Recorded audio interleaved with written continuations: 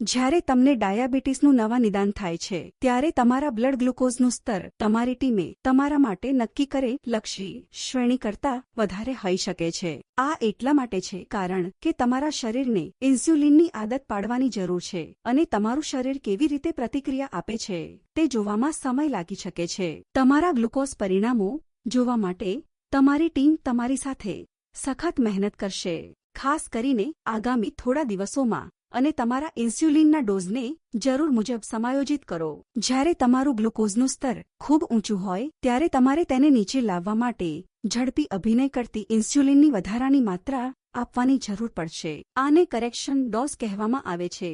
તમારી ટીમ તમને જણાવશે કે તમારું લક્ષ્ય શું છે અને તમારી કરેક્શન ડોઝ શું હશે। ઉદાહરણ તરીકે, તમારી કરેક્શન ડોઝ દરેક 5 mMOL માટે 1 યુનિટ તરીકે લખવામાં આવી શકે છે।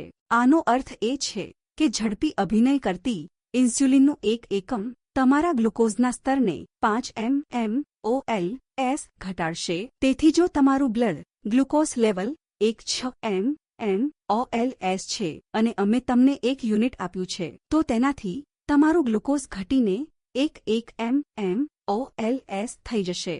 આ હજુ પણ ખૂબ વધારે છે।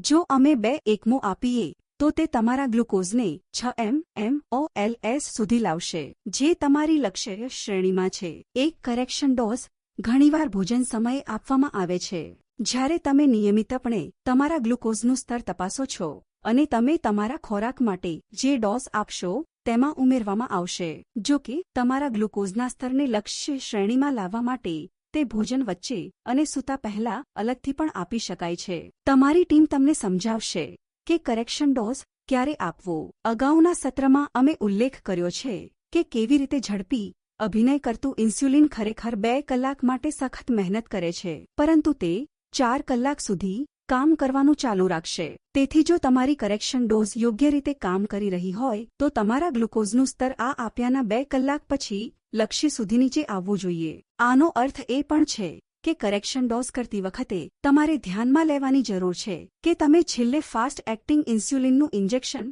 ક્યારે આપ્યું હતું। આ સુનિશ્ચિત કરવા માટે છે કે જ્યારે ઇન્સ્યુલિન તમારા ગ્લુકોઝના સ્તરને નીચે લાવવા માટે સખત મહેનત કરી રહ્યું હોય ત્યારે તે અગાઉના ઇન્જેક્શનની ખૂબ નજીક ન આપવામાં આવે, અન્યથા આ હાઇપોનું કારણ બની શકે છે।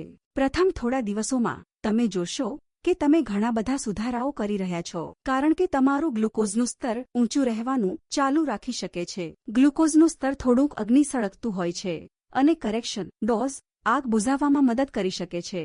જેમ જેમ તમે તમારી ટીમ સાથે કામ કરો છો અને તમારા ડોઝ એડજસ્ટ કરવામાં આવે છે તેમ તમારે શોધી કાઢવું જોઈએ કે તમારે ઓછા કરેક્શન ડોઝ આપવાની જરૂર પડશે।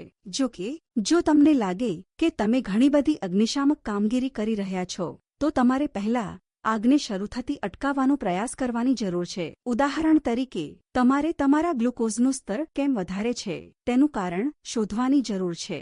આ સમયે તમારી ટીમનો સંપર્ક કરવો મહત્વપૂર્ણ છે કારણ કે તમારા ડોઝને ફરીથી વધારવાની જરૂર પડી શકે છે।